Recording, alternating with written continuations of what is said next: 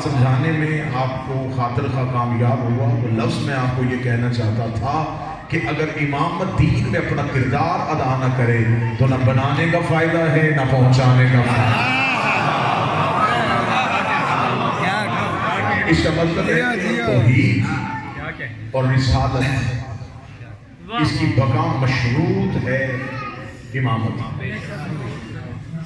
ہمارے ہاں قطعاً یہ نہیں ہے کہ ہم نے یہ سمجھا ہے کہ ہم نے اسے معتبر سمجھا تو انہیں امام بنا لیا۔ امام بنتے نہیں، امام مانے جاتے ہیں۔ ضرورت امام کتنی ہے؟ خدا نے قرآن میں ضرورت امام بتا دی۔ خدا نے کہا کہ قیامت والے دن یہ تصور لے کے میری بارگاہ میں نہ آنا کہ شاید خدا تمہیں ملے گا۔ تمہیں اللہ سے ملنے کی بڑی آرزو ہے، بڑی خواہش ہے، لیکن یہ چیز اپنے ذہنوں میں رکھنا، قیامت والے دن تمہاری ملاقات توحید کے ساتھ نہیں ہوگی۔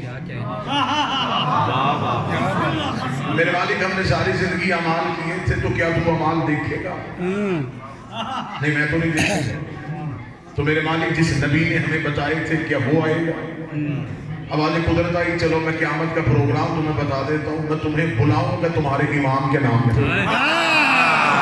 تمہیں صدا ہی تمہارے امام کے نام پہ بلاؤں گا۔ آگے آگے امام ہوگا، پیچھے پیچھے ماننے والے ہوں گے۔ آگے آگے امام چلے گا، پیچھے پیچھے مقتدی چلے گا۔ اگر امام جنت میں چلا گیا تو ماننے والے بھی جنت میں چلے جائیں۔ اور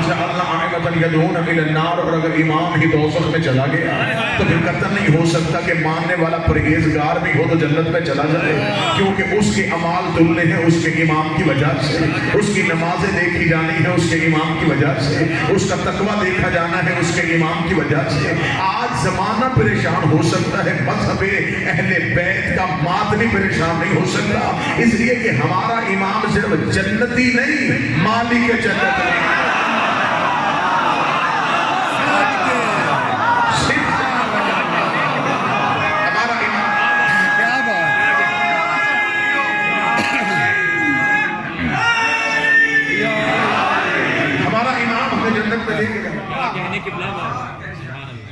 اور امام کامیاب ہو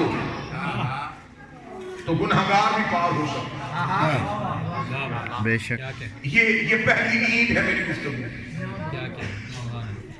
اعمال میں کجی کمی کوتاہی زمانے میں ہو سکتی ہے، یہ کجی کمی جو رہ جانی ہے دنیا میں اسے پورا امام نے کر دیا۔ یہ شفیع المسلمین نہیں، شفیع المذنبین ہے۔ انہوں نے گنہگاروں کو بچانا ہے۔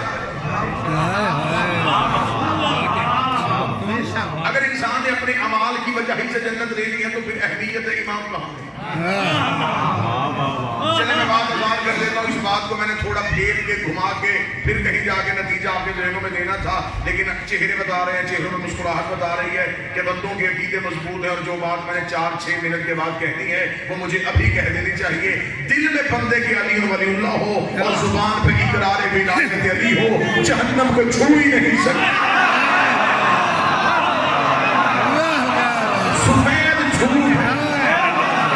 سفید جھوٹ کہ بندہ پڑھے علی ولی اللہ اور چلا جہنم میں چلا۔ اگر آپ بول پڑیں گے تو مہربانی ہے، ایسے ہی سفید جھوٹ ہے کہ بندہ ہو دشمن علی کا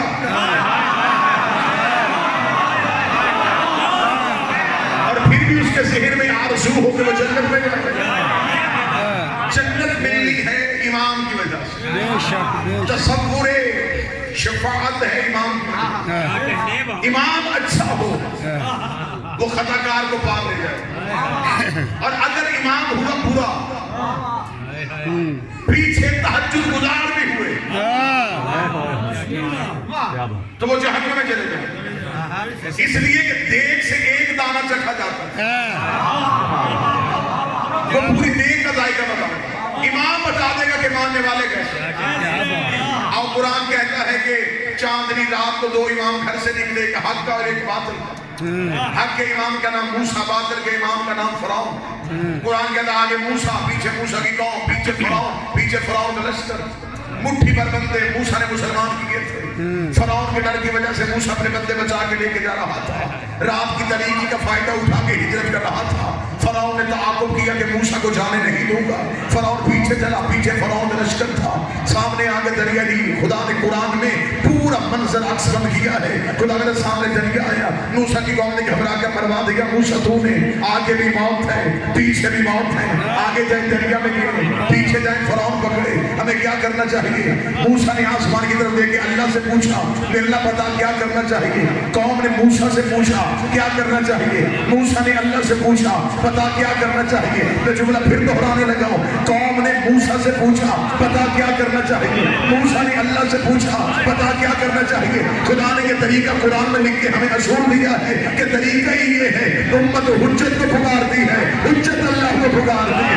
امت نے حجت سے مدد مانگنی ہے, حجت نے اللہ سے مدد مانگنی ہے. امت نے کہا موسیٰ بتا کیا کرنا ہے. موسیٰ نے وہ آسمان کی طرف کیا, ہاتھ پہ گئے پیچھے نہیں آئی. موسیٰ پریشان کی ہوتے ہیں, میں نے آپ کو عصا موجے میں دیا ہے. موسیٰ نے عصا کو دریا میں مارا, قرآن کے اندر رستہ بن گیا. رستے کا بننا تھا, پیچھے قبیلے 12, قومیں 12 قبیلوں میں بحث ہو گئی. پہلے ہم گزریں گے, پہلے ہم گزریں گے, پہلے ہم گزریں گے. موسیٰ نے کہا میرا رستہ ایک بنا دیا, قومیں میرے پیچھے 12 ہیں. خدا نے کہا دوبارہ عصا کو دریا میں مار. موسیٰ نے دوبارہ عصا کو دریا میں مارا. قرآن کے اندر رستے بن گئے 12, رستے بن گئے 12, رستے بن گئے 12, نہ 3 نہ 13, رستے ہوئے 12.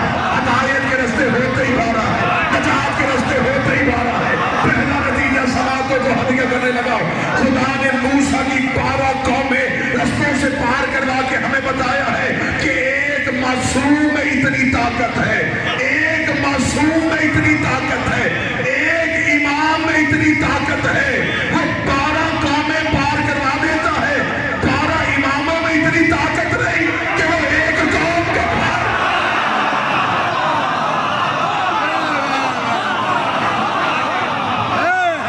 ایک امام, ایک نے 12 کیا 12 میں اتنی طاقت نہیں.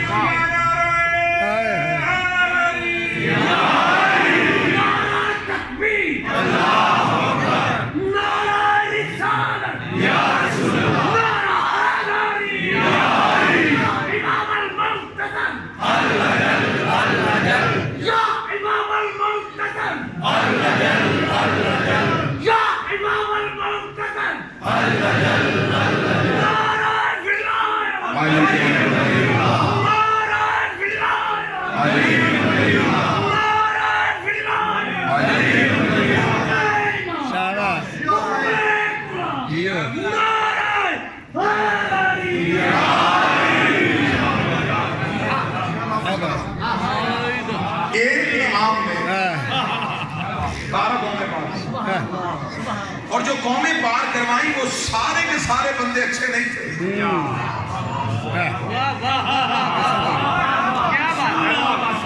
سارے پار گئے.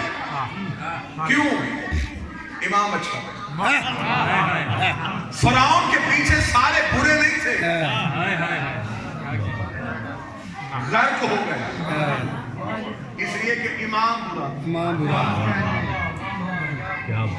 حضرت موسیٰ دریا میں اپنے لے کے اترے تو رستہ جو بنا ہوا بخاری صاحب, حضرت موسیٰ جب دریا سے رستے سے اپنی قوم کو لے کے جا رہا تھا تو موسیٰ کے پیچھے امتی تھے, انہوں نے پیچھے مڑ کے دیکھا کہ فرعون بھی آ رہا. انہوں نے حضرت موسیٰ سے کہا کہ اپنے اللہ سے کہے کہ آپ معجزہ ختم کر دے, لہروں کو حکم دے دے کہ مل جائیں, رستہ بند ہو جائے, ہم تو بچیں, ہم تو آ گئے, وہ بھی اسی رستے سے آ رہا ہے, ہم بھی پار چلے جائیں گے, وہ بھی پار چلا جائے. موسیٰ نے کہا میرے مالک دریا سے کہہ دے کہ مل جائے. آواز موسیٰ تو اپنے بچا, تو اپنے بچا, تو اپنے بچا, تو اپنے بچا. وہی بندہ سمجھے گا جو پہلے ہی نتیجہ پورا چاہتا ہے. موسیٰ تو اپنے بچا, میرے مالک تو پھر یہ کیوں آ رہے ہیں؟ فرمایا موسیٰ میں نے صرف فرعون نہیں مارنا, میں نے آخری فرعونی بھی مارنا. میں نے صرف فرعون ہی مدد نہیں کرنا, میں نے آخری فرعونی بھی کرنا. تو اپنے بچا, تو اپنے بچا. وہ بخاری صاحب کی طرف موسیٰ اپنے لے کے نکلا. قرآن کہتا موسیٰ کا آخری دریا سے قدم نکال رہا تھا, فرعون کا آخری دریا پہ قدم رکھ رہا تھا. خدا کہتا اس دن میں نے اسرائیل سے نہیں کہا تھا کہ اسے مارنا ہے, اسے چھوڑنا ہے, اسے بچانا ہے, اسے زندہ رکھنا ہے. خدا کہتا اس دن میں نے لہروں پہ وحی کر دی تھی, موسیٰ والوں کو چھیڑنا نہیں ہے, فرعون والوں کو چھوڑنا نہیں ہے. لاہور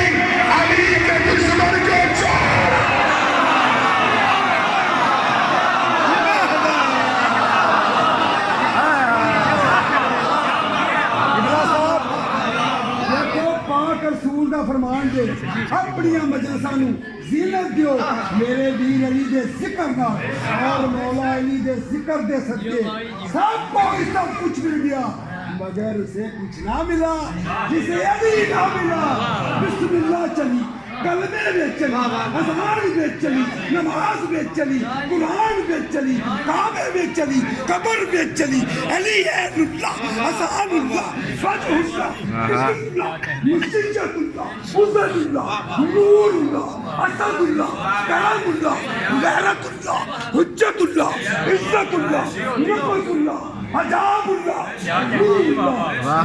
ولی اللہ جناب علی اللہ محمد ویر کا سارے نبیاں کا جبل اور شبیر کے والد کا کل ایمان کل قرآن وارث قرآن دی حرامی دی بیٹا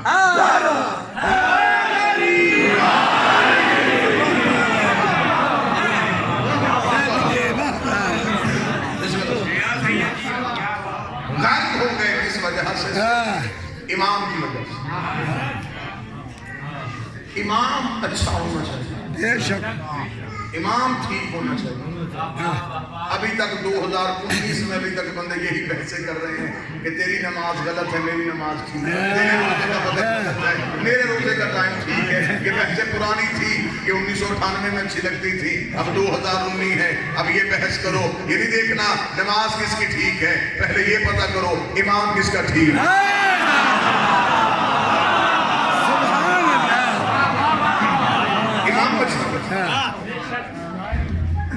نمازیں ہیں امام کی وجہ سے بے شک بے شک روزہ ہے امام کی بے شک ہم میں سے کسی نے رسول کو نماز پڑھتے دیکھا نہیں ہمیں امام نے بتایا بے شک جس نے ہاتھ باندھ کے پڑھی اس نے بھی امام کے کہنے کے جس نے کھول کے پڑھی اس نے بھی امام کے کہنے اس کا مطلب ہے کہ اہمیت مذہب میں امام کی نبی کا کام تھا ایک دین ایک شریعت ایک قانون ہم تک پہنچا دیں اسے کس طریقے سے کرنا یہ ہمیں امام نے بتایا اب اسی واقعے کو لے کے آگے چلتے اور 2 نتیجے اسی میں سے اور نکل گئے حضرت موسیٰ نے اپنے سارے بچا لیا فرعون کے سارے غلط تھے یہاں مجھے جملہ یاد آ گیا زیدی صاحب قبلہ حضرت زیدی صاحب اللہ جملے کا ثواب ہے قبلہ کیوں کو پہنچا انہوں نے فرعون کی موت کو ایک ہی جملے میں پڑھے حضرت بخاری صاحب انہوں نے کہا اللہ نے انتقام ایسا لیا مصری تھا بول کے مار دیا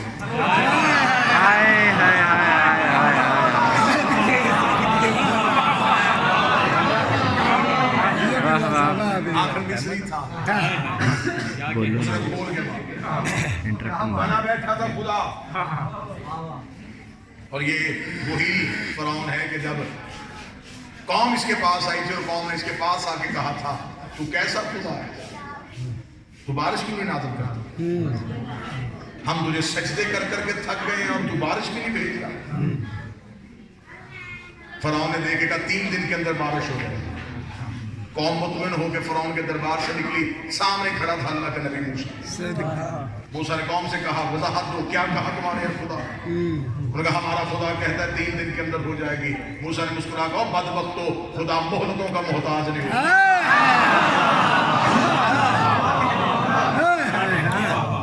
جو وقت مانگے وہ اللہ کیسا اب بھی مان جاؤ کہ میرا خدا سچا قوم بڑی ڈھیٹ تھی انہوں نے کہا جانے دے موسیٰ پہلی بار اس نے 3 دن کا ٹائم مانگا ہے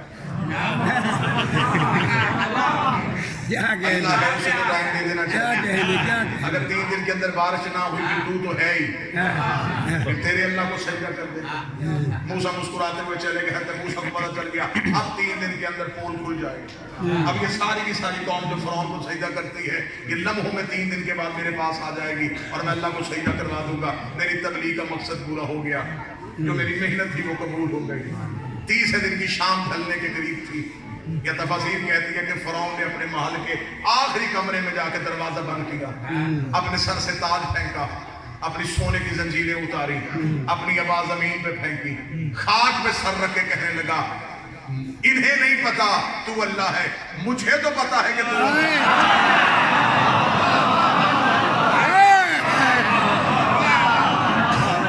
یہ نہیں جانتے میں جانتا اگلی سطر بڑی خوبصورت ہے اگر آپ محفوظ ہیں سر یوں خاک پہ رکھا, اپنی داڑھی کو خاک پہ ملا, ادھر سے ملا, روتی ہوئی آنکھوں سے کہنے لگا اگر آج تو نہ بچائے گا میں ہلاک ہو جاؤں گا.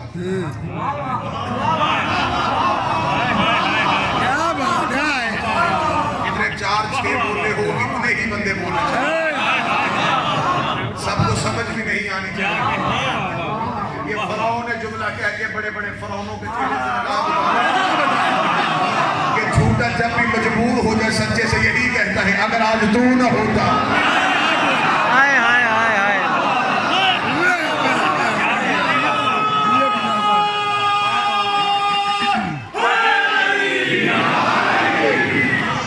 سر سجدے میں, داڑھی خاک پہ. یہ قوم انتظار کر رہی تھی کہ آخری شام ڈوبنے کے قریب ہے, دیکھیں کیا بنتا ہے. یہ آسمان سے بدلی اٹھی, قوم کے سر پہ آئی, موسلا دار بارش, خوش ہو گئی قوم اور چاروں طرف سے فرعون کے محل کو سجدہ ہونا شروع. بے شک تو ہی سچا, تو نے ہی اپنے وعدے کو پورا کیا. مٹھی بھر بندے موسیٰ کے گھر میں بیٹھے انتظار کر رہے تھے. جب انہیں خبر ہوئی انہوں نے دروازے کھول کے دیکھے بارش. انہوں نے موسیٰ سے کہا حضرت موسیٰ سے نالین نہ سمجھی. غضب والا جلال والا نبی بھاگتا گیا کوہ طور پہ, جا کے آج اس کی خدائی کا پول کھلنے والا تھا. تو انہیں بارش کیوں بھیجی؟ اب آدھے دھیمے لہجے میں بات کر, تو بندہ ہونا بھول گیا میں رب ہونا بھول جا. اسے نہیں پتا, اسے نہیں پتا کہ وہ بندہ ہے, مجھے تو پتا ہے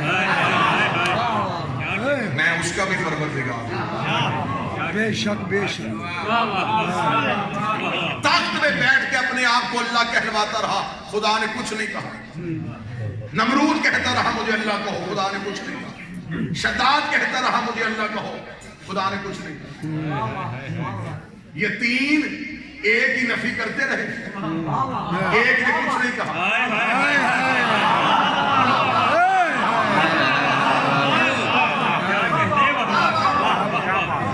انکار کیا نا, خدا نے کچھ نہیں. میرے مالک تو نے کیوں نہیں کچھ کہا, انہیں غرق کر دے. فرمایا چل یہ کہہ رہے ہیں اندر سے انہیں خبر ہے یہ مسند کی حقدار نہیں جس میں بیٹھے. طاقت کے ہوتے ہوئے فرعون کیسے منکر کو اللہ چھوڑ دے تو اس کی ربوبیت میں کوئی فرق نہیں پڑتا. 2-3 منکروں کو علی چھوڑ دے تو علی کی امامت میں بھی کوئی فرق نہیں.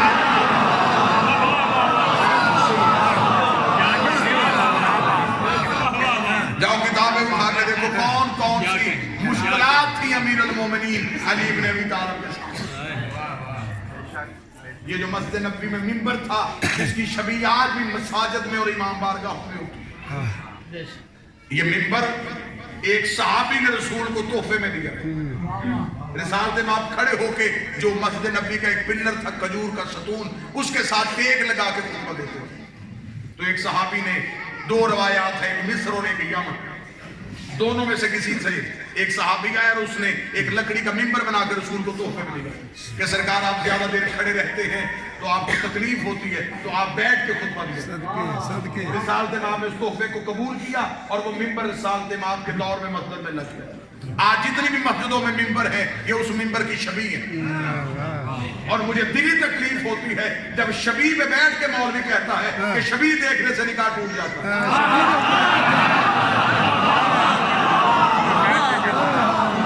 جس میں جناب خود بڑا جوان ہے وہ خود شبیہ ہے.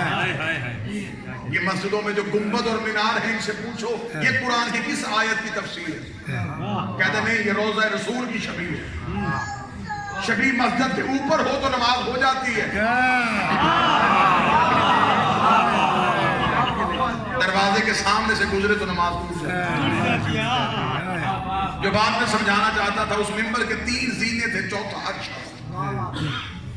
رسالت مآب جب خطبہ دیتے تھے تو عرشے پہ بیٹھ کے دیتے تھے, اس کے نیچے 3 زینے 3 سٹیپ تھے. رسالت مآب عرشہ پہ بیٹھتے تھے. رسالت مآب کے جانے کے بعد پہلی خلافت آئی تو احترام رسالت میں عرشہ پہ نہ بیٹھے. اس سے نیچے والے زینے پہ، دوسرا خلیفہ اس سے نیچے والے زینے پہ، تیسرا سب سے آخری زینے پہ۔ جب خلافت بھکاری بن کے علی کے دروازے پہ آئی،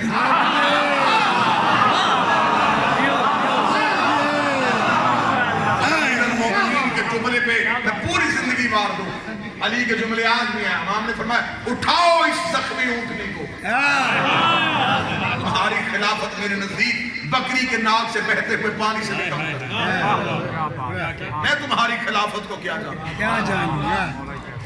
اے علی آپ خلافت کو قبول کیجئے۔ اور آج امیر المومنین مسجد میں تقریر کرنے کے لیے آ رہے تھے، اور یہ 25 سال کے بعد امیر المومنین کی تقریر تھی، مسلسل خاموشی، مسلسل گوشہ نشینی۔ وہ تقریر کتنی اہم ہوگی کہ لوگ دوبارہ رسول کا لہجہ سننا چاہتے ہیں، کتنی اہم۔ آپ ذہنوں میں ذرا ایک لمحے کے لیے اس دور میں جا کے اس تقریر کی اہمیت کا اندازہ کیجیے۔ لوگ تقریر سننا چاہتے تھے کہ آج علی کیا کہیں۔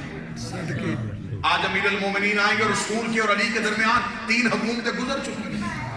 علی جا کے کون کون سی چیزیں جو نافذ کی ہیں انہیں معطل کریں گے، کون کون سی چیزوں کو بحال کریں گے۔ غدیر کے بعد اب دوبارہ بلا فضل ہونے لگا اسلام، اسلام متصل ہونے لگا ہے امیر المومنین کی حکومت کے ساتھ۔ دیکھیں علی کیا تقریر ہے، لیکن جاہلوں کے درمیان علی کیا بولتے ہیں۔ جب ضمیر فروشوں کے سامنے علی کا خطبہ دیتے ہیں، کاج سامنے سارے سلمان مزاج ہوتے ہیں۔ دور کتنا تعریف تھا کہ امیر المومنین کی تقریر ہے، اور لوگوں کے ذہنوں میں خیال کیا ہے کہ آج علی تقریر کرنے کے لیے آ رہے ہیں، علی بیٹھیں گے کہاں؟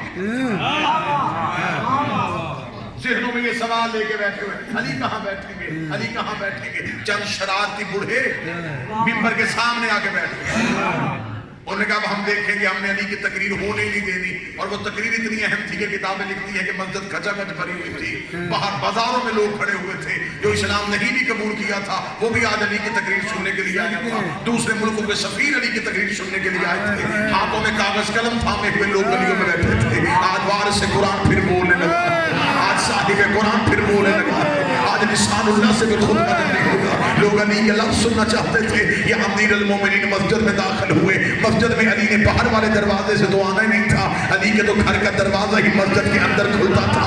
علی اپنے گھر والے دروازے سے مسجد میں آئے، مسجد میں آنا تھا یا لوگوں میں شور ہوا، علی آ گئے، علی آ گئے، امیر المومنین آ گئے، جانشین پیغمبر آ گئے۔ لوگ اپنے پاؤں کے تلووں پہ کھڑے ہو کے علی کا چہرہ دیکھ رہے تھے۔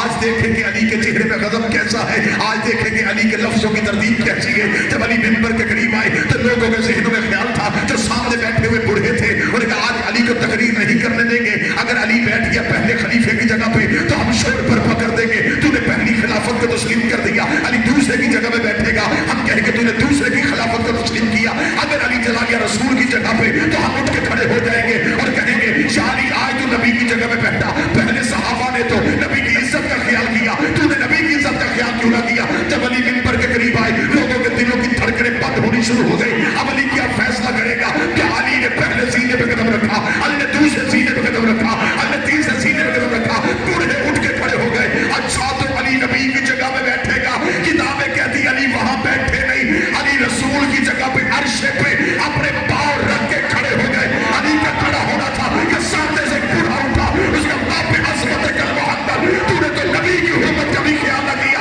علی نے اپنی آواز کو دوست میں ڈالا، علی کے چہرے میں جلال آیا، تو نے اس کو چپ نکل یہاں سے، یہ لکڑی کا منبر ہے، یہ مہروں کا سوار۔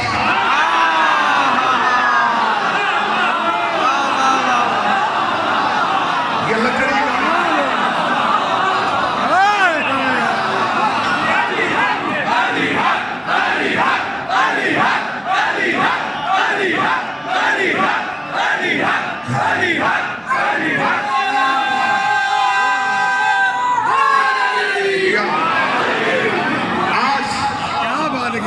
اس منبر پہ اعتراض کرنے والوں تب کہاں تھے جب میں مہر رسالت لگا، سارے غرق ہو گئے، امام اچھا نہیں تھا۔ بسم اللہ کیا کہنے قرآن کہتا ہے کہ حضرت موسیٰ جب دریا سے پار اپنے ماننے والوں کو بچا کے لے کے گئے تو موسیٰ نے ماننے والوں کی تعداد کو پورا کیا. کچھ سینکڑوں میں تو تھے نہیں, کوئی ہزاروں میں تو تھے نہیں, موٹی بار لوگ تھے. حضرت موسیٰ نے کہا کہ میں پورے کروں, جو میرے ساتھ چلے تھے وہ آ گئے. جب تعداد پوری کرنا چاہی تو ایک کا اضافہ تھا, کم نہیں ہوا, ایک کا اضافہ ہوا. حضرت موسیٰ نے کہا کہ جو تعداد میں لے کے آیا تو اس میں سے ایک بڑھ کیسے گیا. جب دیکھا تو ایک شخص ہے جو اپنی ہی چادر سے اپنا چہرہ چھپا. حضرت موسیٰ کی نظر اس پہ گئی اور اسے کہا کہ اسے سامنے کرو. جب اسے سامنے کیا گیا تو وہ کوئی عام شخص نہیں تھا, سامری جادوگر تھا. میں اپنی قوم کے نوجوانوں کو سمجھاؤں, یہ سامری جادوگر فرعون کے دربار کا سرکاری جادوگر تھا. جادو فرعون نہیں کرتا تھا, سامری کرتا تھا, اور جادو کے ذریعے فرعون کو سجدہ کرواتا. جادو خود کرنا اور پھر فرعون کو سجدہ کرنا. یہ سامنے کھڑا ہے اور یہ پار آ گیا. حضرت موسیٰ پریشان ہوئے اور کہا سامری تو باہر آ گیا, بچ گیا, تو ہلاک نہیں. اس نے جو سطر کہی ہے جہاں سے میں نے مجلس شروع کی تھی وہ سطر دوبارہ آنے لگی. حضرت موسیٰ نے کہا سامری تو کیسے بچ گیا. سامری نے کامتے ہوئے بدن کے ساتھ ہاتھ جوڑ کے کہا موسیٰ میں نے آخری وقت میں امام تبدیل کر لیا.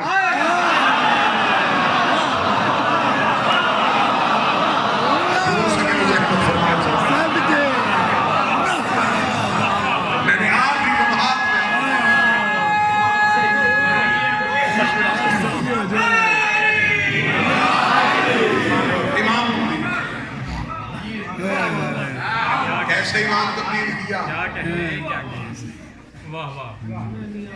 اب آپ کو پتا چلا کہ حر کا مقدر کیسے پلٹا تھا. آخری لمحے میں بھی امام تبدیل کر لو تو بخشش ہو سکتی ہے. سانس کی ڈوری ٹوٹ گئی پھر کوئی فائدہ نہیں. آخری سانس, اور یہ کسی کو بھی نہیں پتا کہ یہ جو چل رہی ہے یہ آخری ہے. لہذا ہر سانس میں علی کی ولایت کا اقرار کرو. قاضی سعید الرحمان علی کے ساتھ مبلغ اعظم مولانا اسماعیل مناظرہ کرو, اور قاضی سعید نے سوال کر دیا. اس نے کہا مولوی اسماعیل میں تجھ پہ سوال کرنے لگا ہوں, لیکن سوال تو نے شیعہ بن کے نہیں سننا. فرض کر تو شیعہ نہیں, میں سوال کروں. مولوی اسماعیل کہتے بکواس بند کر, اسی فرض میں مر گیا تو جہنم میں چلا جاؤ.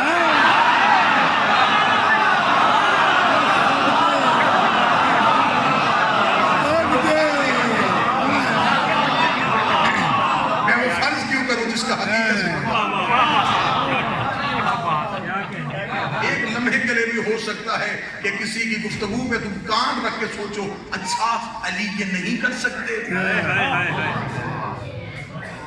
وہی لمحہ تیری پوری زندگی کی عبادت کو ختم. امام کو مانا جاتا ہے, اختیار پہ شک نہیں کیا.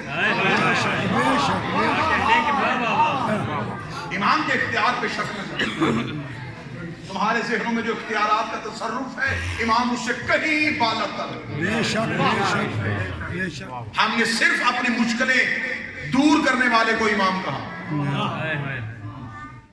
اس چراغ کا کوئی فائدہ نہیں ہوتا جو علم کے نیچے صرف منت کے لیے جلایا جائے. صرف اپنی خواہشات کی ڈوریاں زری کے ساتھ نہ باندھی جائیں, اپنی ذات کی ڈوری کو حسین سے باندھیں.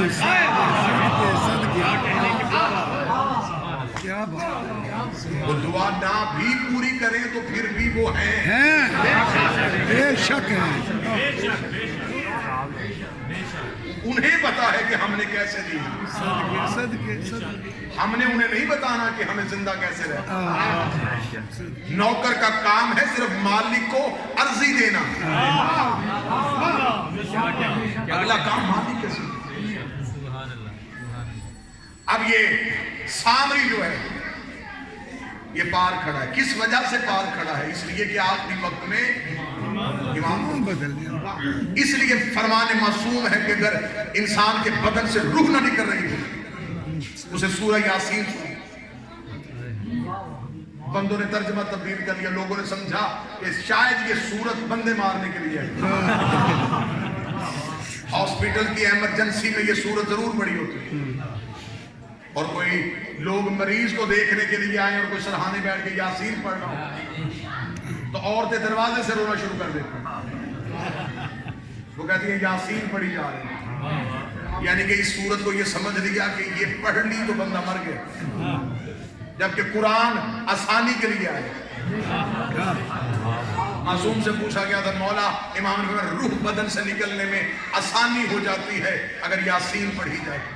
کہا مولا کسی اور سورت کا حکم کیوں نہیں ہے؟ فرمایا اس میں ایک امام مبین کا تذکرہ.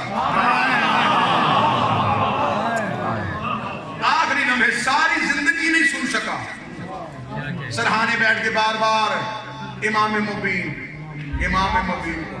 شاید ایک بار آنکھ کھول کے پوچھ لے کہ یہ کون ہے.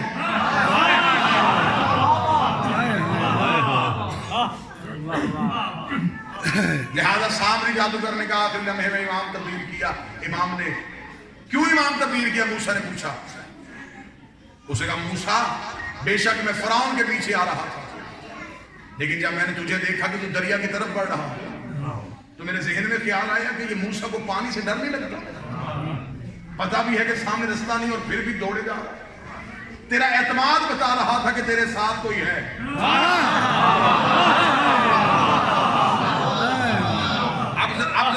اب ذرا سامری کا مشاہدہ دیکھنا, کتنا تیز مشاہدہ تھا اس نے کہا میں نے تیرا چہرہ دیکھا تو مطمئن تھا, میں نے فرعون کا چہرہ دیکھا تو پریشان تھا. مجھے پتا چل گیا جو ڈر جائے وہ امام نہیں ہوتا, جس کے چہرے پہ خوف ہو پھر وہ امام برحق نہیں ہوتا. میں تیرے پیچھے آ گیا اور میں باہر چلا, اور یہ وہی سامری جادوگر ہے جو آیا تھا حضرت موسیٰ کے پیچھے اور بچ گیا تھا. پھر 40 دن کے لیے حضرت موسیٰ کوہ طور پہ گئے, اسے پیچھے سے موقع مل گیا, اس نے پیچھے سے ساری قوم کا بیڑا غرق کر دیا. شرارتی ایک بھی ہو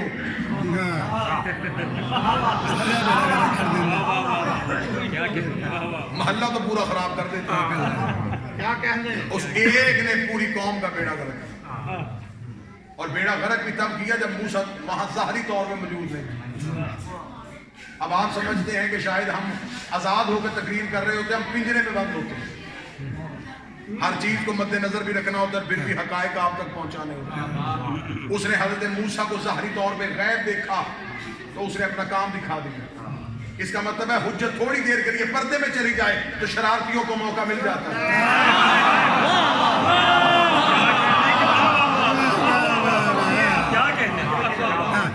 انہوں نے حجت کے ظاہری طور پہ نہ ہونے کا فائدہ اٹھانا چاہیے.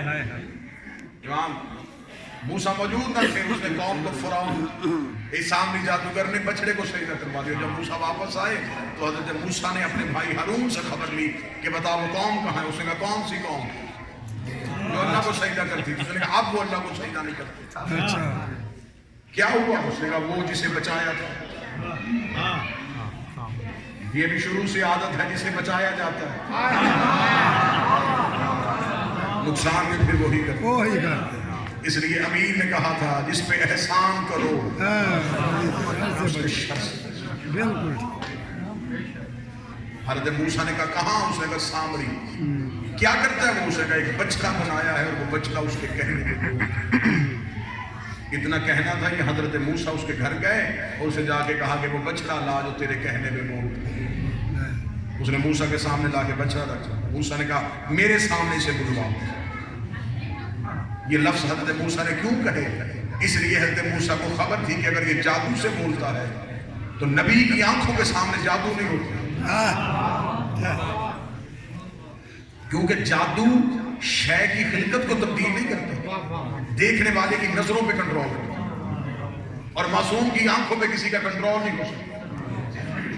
یہی وجہ ہے کہ جب فرعون نے اپنے دربار میں اپنے جادوگروں سے کہا تھا کہ جاؤ جادو دکھاؤ تو انہوں نے رسیاں پھینکی. قرآن کہتا ہے وہ رسیاں سانپ بن گئی. سانپ بن کے جو پورا دربار جو ہے وہ بھاگ اٹھا. اتنے سانپ تھے. موسیٰ اپنی جگہ پہ کھڑے رہے کیونکہ لوگوں کو سانپ نظر آ رہی تھی. हज़रत मूसा को रस्सियाँ नजर आ, इमाम वही के वही, मूसा वही का वही खड़ा। अब जादूगरों ने देखा कि मूसा अपनी जगह से हिला नहीं, उन्हें पता चल गया कि अब इनकी नजरों पे हम जादू नहीं कर सकते। कुरान कहता है हज़रत मूसा ने कहा दिखा चुके हो तुम अपना जादू? उन्होंने कहा दिखा दिया। मूसा ने कहा अब मैं तुम्हें हुज्जत का इख्तियार दिखाऊं? कुरान कहता है हज़रत मूसा ने असाब फेंका, वो सांप नजर नहीं आया, बन गया। उसने बनते ही बाकी सांपों को खाना शुरू कर दिया। जो ही उसने बाकी सांपों को निकला, कुरान कहते सारे जादूगर एक लम्हा सोचे बगैर उन्होंने सर रखा सजदे में, सर रखे थे। अमन तब रब मूसा तब रब हारून, हम मूसा के रब पे भी ईमान लाए, हम हारून के रब पे भी ईमान लाए। हमने मूसा का अल्लाह भी मान लिया, हमने हारून का अल्लाह भी मान लिया।